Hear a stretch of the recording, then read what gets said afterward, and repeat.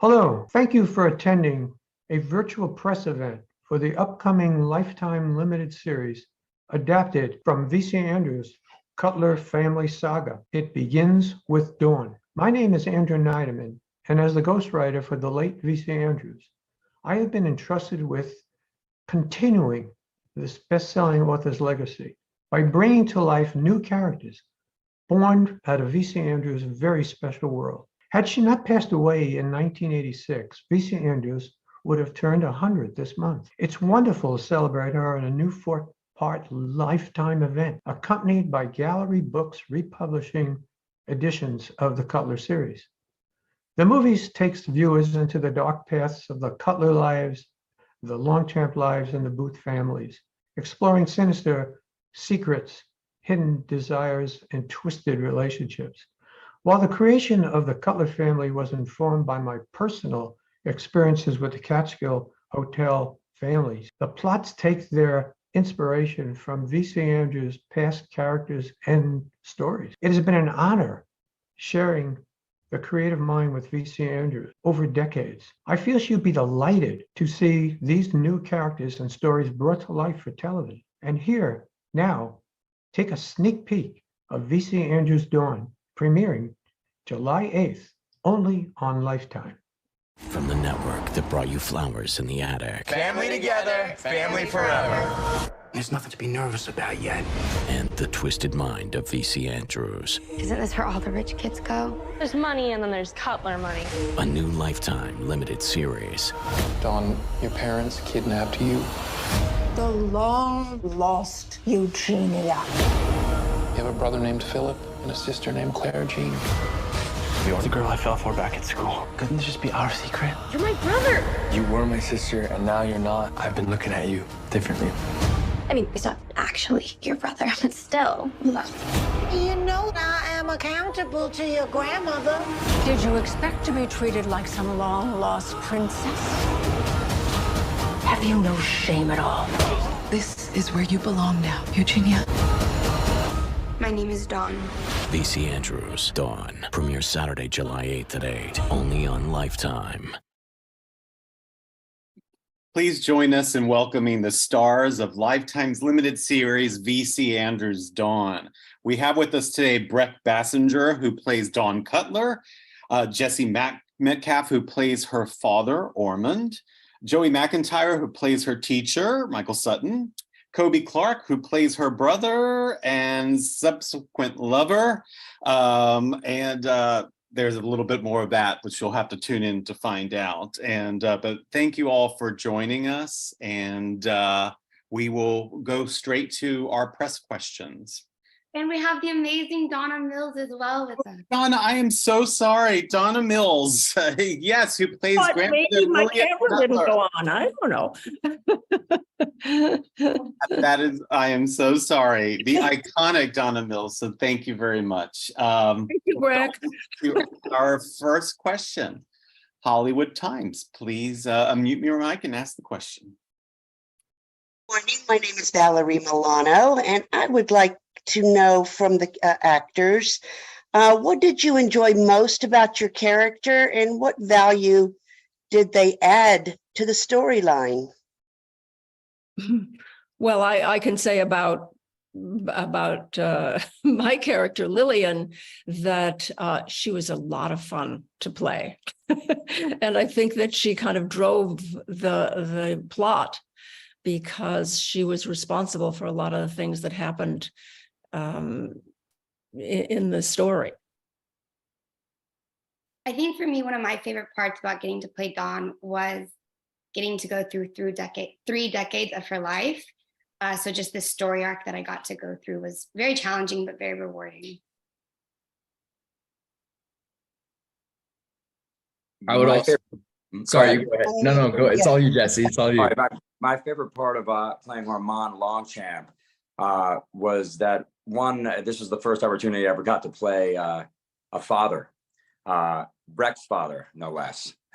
So I really enjoyed, playing those emotions. And I also enjoyed the fact that, the first Dawn installment is, a period piece. So I got to kind of use a Brooklyn accent and play a character in the early 60s. I thought that was a lot of fun.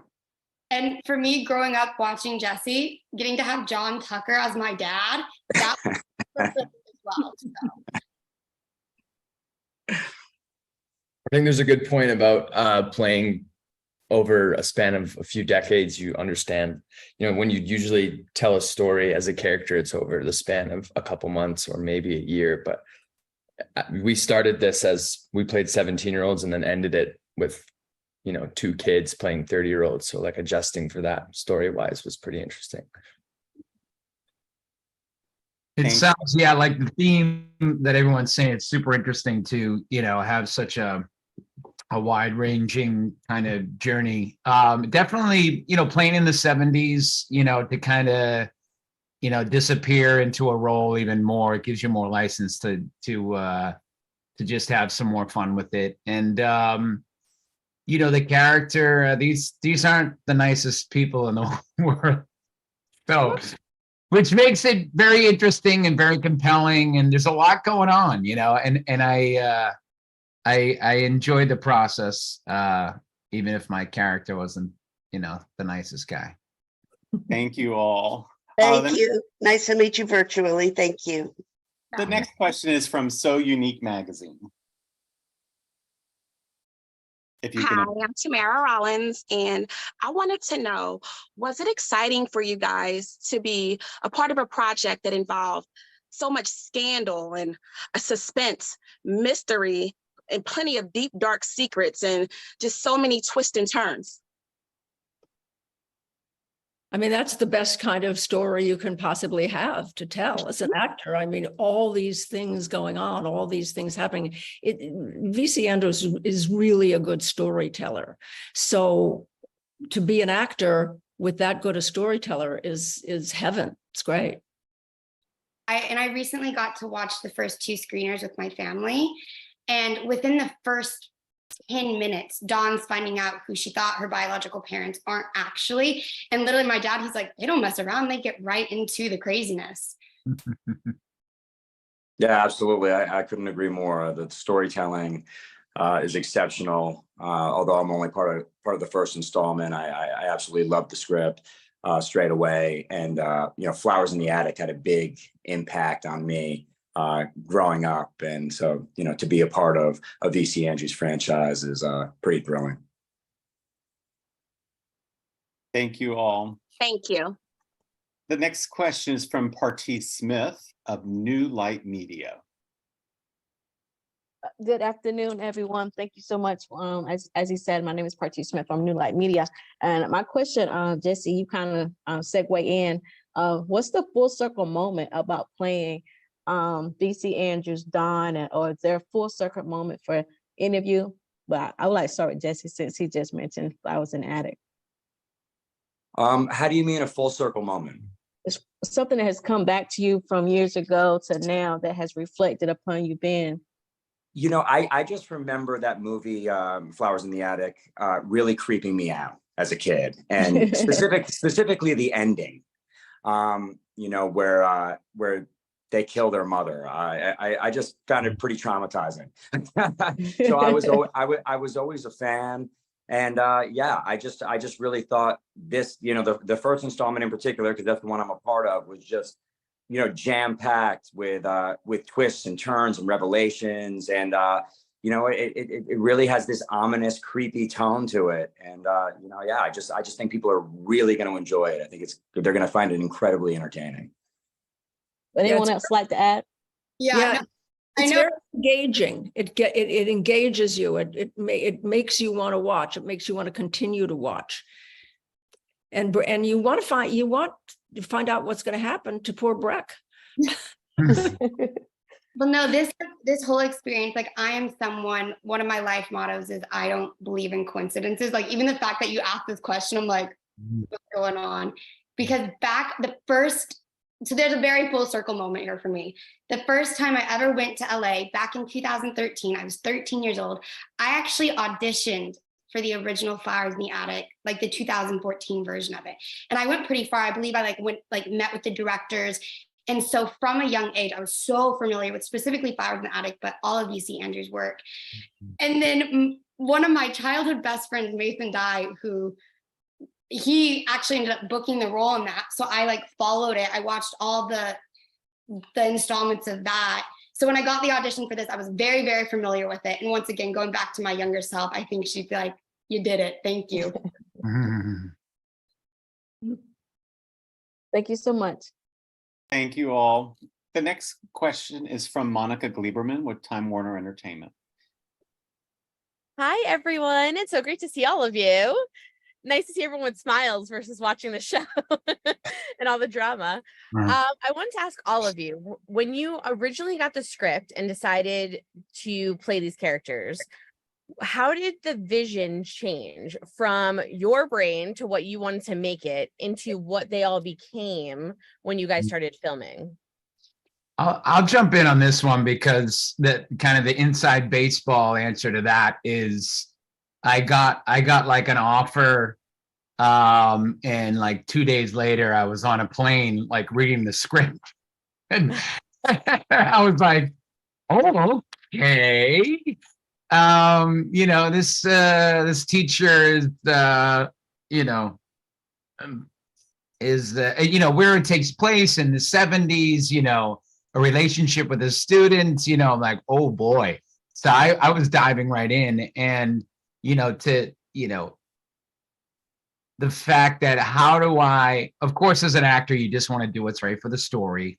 And, it's my job to play this guy and, go for what he wants and, put my, Joe to the side. I think you try to, but at the same time, you try to make a character, somehow, even though where he's coming from isn't great, you want the audience to kind of get on your side. So, and I don't know, it's such suspense. I don't want to give a lot of it away, but it was challenging. It wasn't your easy, like, show up and just, okay, I'm here and say the lines and know your lines. There was stuff to kind of roll around in your head to get a decent balance, if that makes sense. I loved being on set with you, like watching your process. Like I very much saw you, like, I'm a huge fan of like the villain of a story. They're a villain for a reason. Like they justify their actions. And I loved watching you like figure out that. And I think you nailed it. Thank you. Thank you. How's it with everyone else? Did any of you have did your vision change from like your original, from the pilot through to the end of your characters? Certainly didn't for me. I mean, Lillian is who she is. The wonderful thing, though, was that there is another book, and that book is about Lillian and why she is the way she is. So I had that background to draw on to, create the Lillian that I brought, and that was very, very helpful. Thank you all. Thank you guys so much. The next question is for Nye McGee from EUR Web.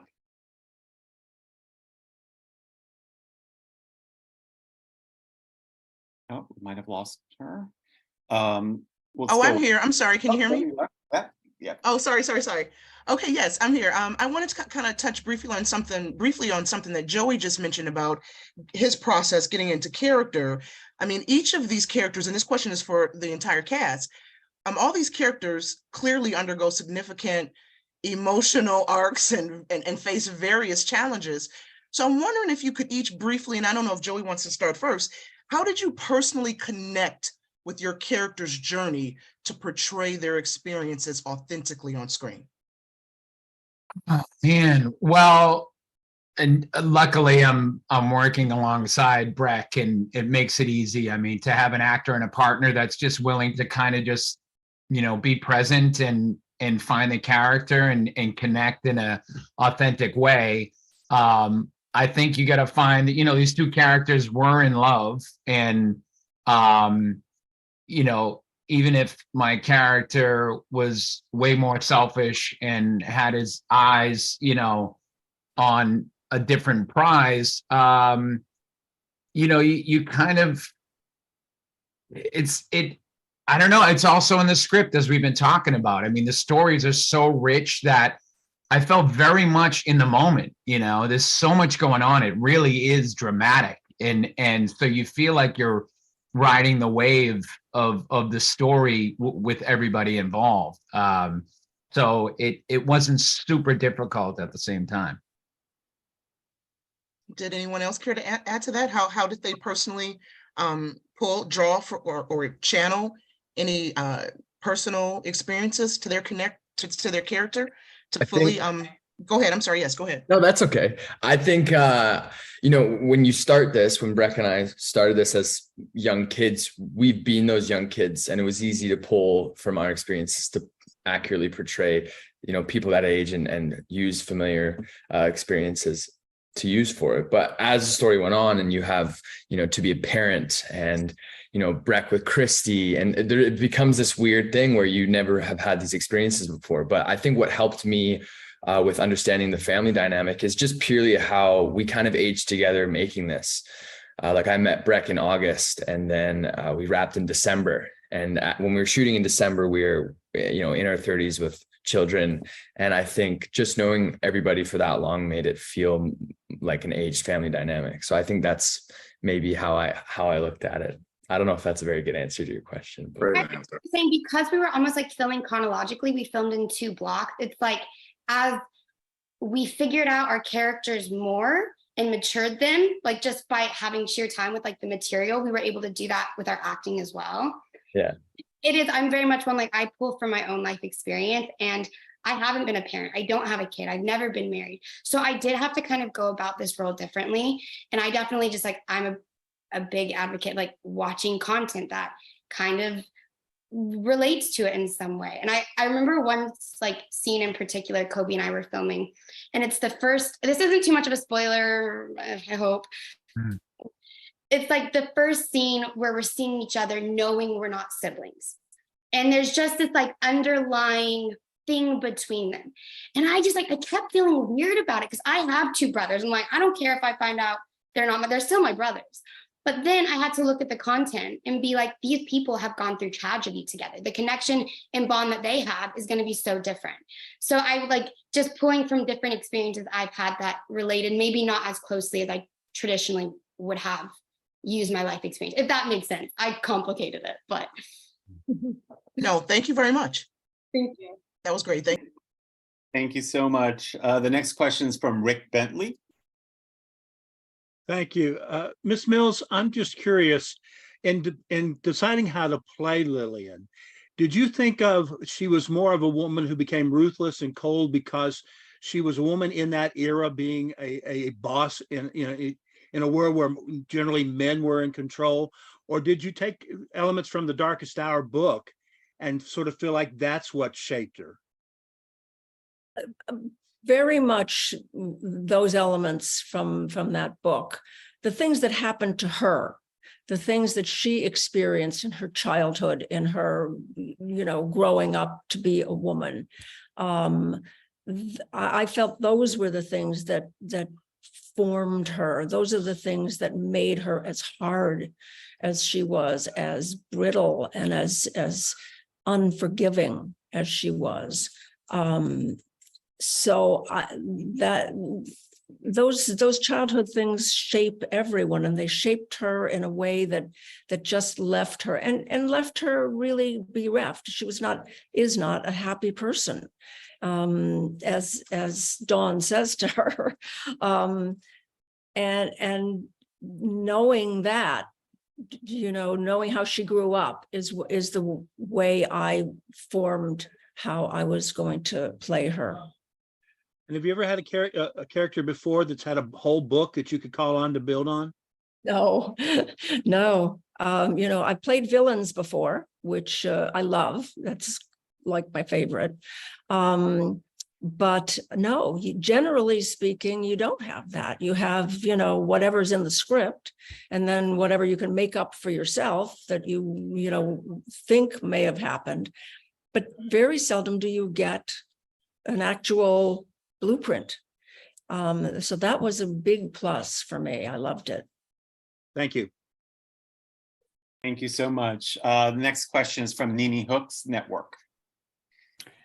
Hi. So I appreciate Brec for kind of breaking down that first scene that she mentioned about when she first meets her brother. And so I want to ask the rest of the cast, I know that the book obviously has like this dark and twisty atmosphere to it. So the visual aesthetics of the film seem to kind of bring those parts of the books to life.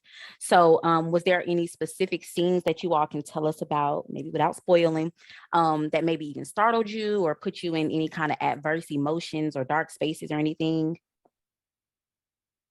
Totally, but I think it would spoil something. No. That's the hard part. Anything that might bring up, you maybe Never don't want know. to, because I'll try though. Okay. There was a scene with Brec and I where there was an element of great loss, and a loss that was unfamiliar to me and unfamiliar to Brec. And I felt, me as an actor, I had never had to explore that depth of sadness before. And I don't know where I'm going with this without ruining the movie, but it was to have to, there was a couple of those, one in particular. I think when people watch it, they will know. There's plenty for Brec, but for me, I think Jimmy is just a happy-go-lucky dude, but there was this one moment where I felt going to work was, it was the only time I went to set where I felt emotionally exhausted by telling this story. Ooh. Anybody else? No?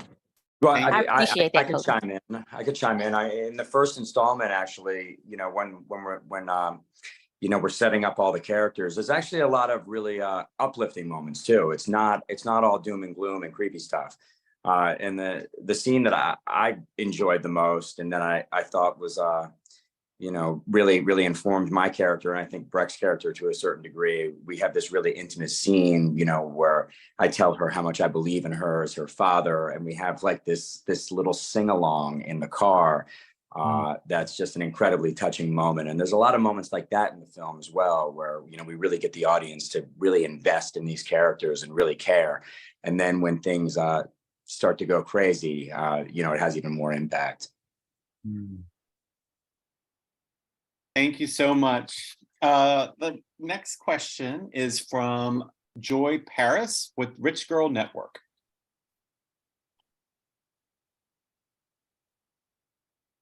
I am sorry. Great series, guys. You learn so many things when you do your work as an actor. Can each one of you possibly share something you took away, you came away with doing the series that really impacted you as an actor and as a person? That I don't need as many hours of sleep that I thought I did. Yes, you do. You just chose not to use them. I could think of like a more sentimental answer, but that's my first thought. Yeah, it's amazing to me that Brec was able, it's a good thing she's young, because she worked constantly. Every single day, really hard stuff. I take my hat off to you, honey. You really are amazing and doing it really well. So it was hard. Going through all those different arcs and ages and everything else, really hard, but really good, honey. What about you, Khobe? I totally agree with Donna. That first block for Brec Bassinger was a marathon, and I was in 3 days a week. I was enjoying my Vancouver summer, and Brec would be doing these 15-hour days, just crying over and over again. Every day Brec was crying as her character, and did it convincingly so. So I'll take away. I learned more about the work ethic that this job takes, and Brec taught me that. Absolutely. On another note, I do have to say, I much like Joey, from my first audition to filming in Canada, I think it was a 7-day stint. So when I got to Vancouver to film, I hadn't even read all the scripts. And so I was very nervous. I wasn't prepared how I usually would be going into a project. And I definitely feel like I learned just to let go sometimes and rely on the people around you. I had to put so much trust in my scene partners, and I can kind of be a control freak sometimes, all the time. But in this, I didn't have the preparation to do that. And so I think it really taught me just to like make those connections fast, rely on your scene partners. And I'm so grateful for all of you guys. Well, you did a great job. And Donna, you scared the heck out of me in that role. I'm just so afraid of your character. And Jesse, I'd want you to be my dad. What a loving dad and what a loving scene, and just brilliant work, all of you guys. Congratulations. Thank you so much. Thank you. Thank you so much. The next question is from Dr. April Lisbon. I am Dr. April J. Lisbon, media correspondent for the Mogul TV Global Network. My biggest question, as I've been listening to each of you speak, is this. Once the filming was over, how did you detach yourself from your characters? And the reason why I'm asking that question is because some of the storylines, looking at the trailer information, was very emotionally wonky for me, if that makes sense, for a bright word. But it seemed like there was so much raw emotions and such raw passion that went in for each character. When filming was over, how did you detach yourself from your characters, if that makes sense? Yeah, it's always, I think, again, this I can only imagine. I'll try to be quick because I didn't have the days that you guys had, but there was, I mean, if you feel that emotion coming off it, I think it was real. I think it was very cool to, again, it's about the story, it's about the script and these rich characters. And I definitely felt the wave when you're on set. And again, it starts with your scene partner and who you're working with, but there was an electricity about it, which was exciting as an actor. And but I only had 6 days, so I'll pass to, I can only imagine how you guys had to like put it down every night. Jimmy was an easy dude to step away from. He's very close to who I am. I can imagine, playing a more sinister person like you did, Donna, probably harder to get your foot back out the door with something like that, I'm sure. Well, the thing is, once you're off the set, once you're away from the cast and everything, your own life comes back to you. So I never find it hard to let go of a character. It belongs on the set, and then once you're off the set, you're yourself again. I do agree. Just like even as an actor, like I feel like we've learned that, at least for me, I personally learned how to do that just with auditions. Because when I used to, when I would audition, I'd get really attached to things. And then if you don't hear anything, it's a heartbreak after heartbreak. So just learning that, like, when you show up, be present, throw yourself into it. But then at the end of the day, you have to step away. Thank you so very much. The next question is from Steve Gidlow with Media Village. Hello, can you hear me? Uh-huh. Oh, sorry. Actually, the question goes out to Donna, if I could ask.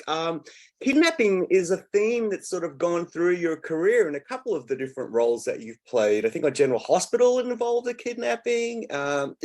What do you think the public's fascination is with that subject? And at any point, did you have to kind of rein your character in a little bit? Because she is so super mean.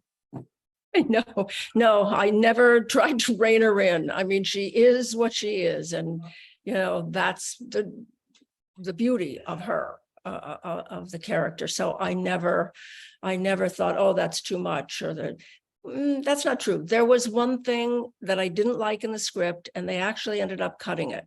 It was too mean. I won't even say what it is. I don't even know if Brec, well, she probably knows. I'm going to message you after because I'm so curious. Yeah, what?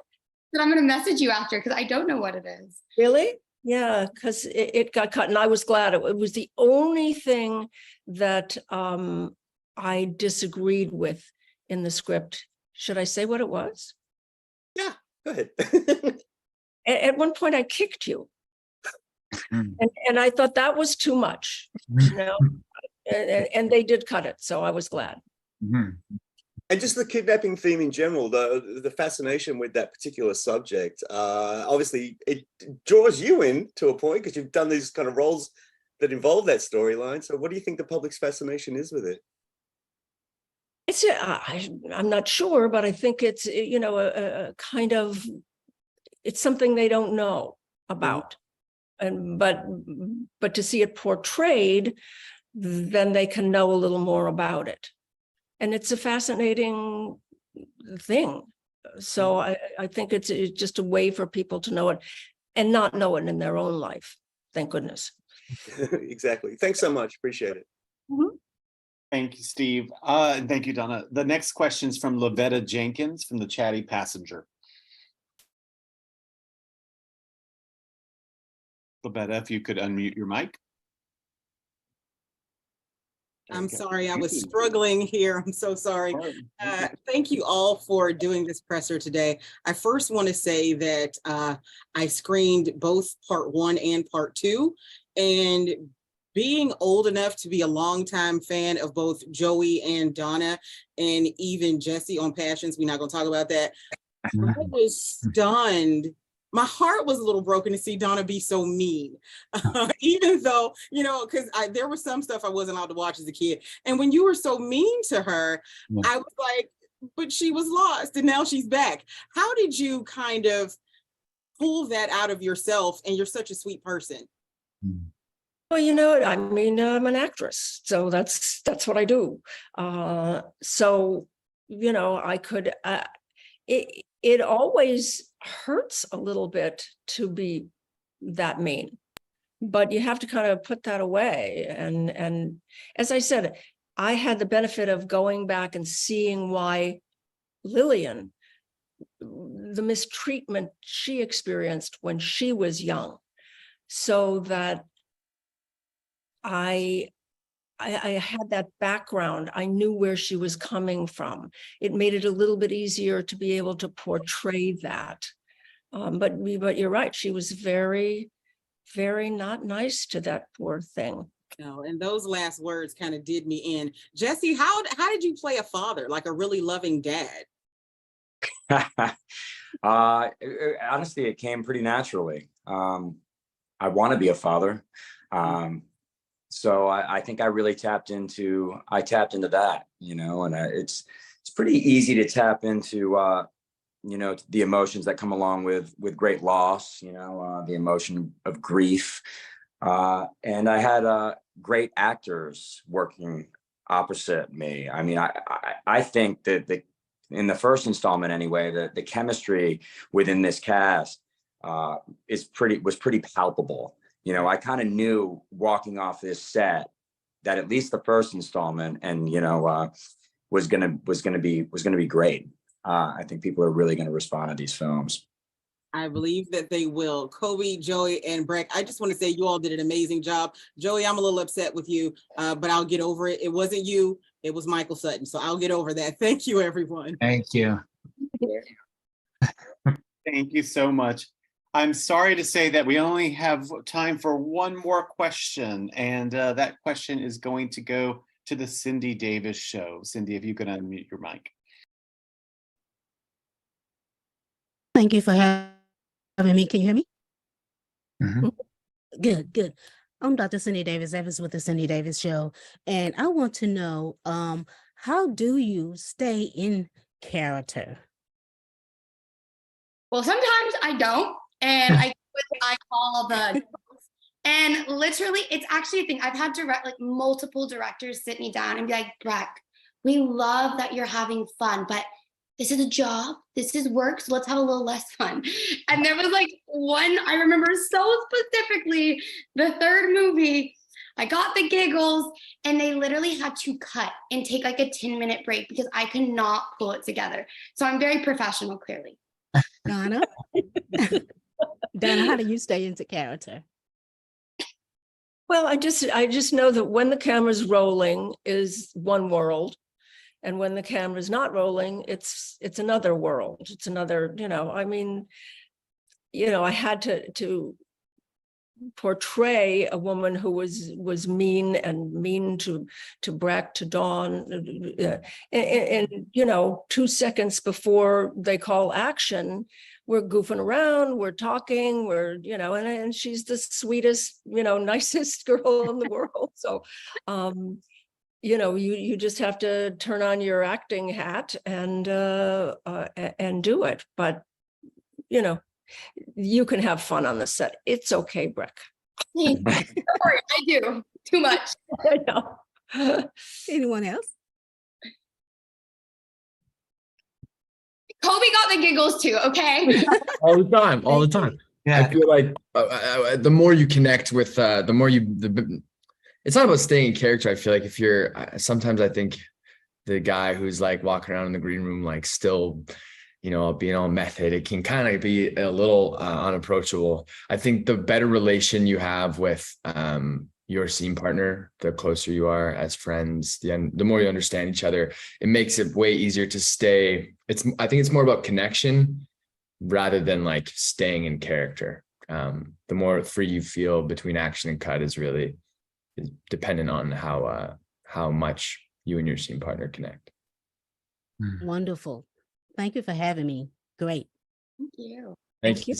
Thank you so much, Cindy. And thank you so much to Donna, Jesse, Brec, Joey, and Khobe for being with us today. What an amazing conversation and a lot of fun. And thank you to all the press for attending today's event. And we apologize if we couldn't get to everyone's questions, but please feel free to email us if there's any special questions that you want to ask. Just a quick reminder that VC Andrews Dawn limited series premieres Saturday, July 8th at 8/7 Central, and parts 2 to 4 will premiere on subsequent Saturdays right after that, also at 8/7 Central. So thank you all, and thank you, and have a good day. Thank you. Bye, guys. Yeah.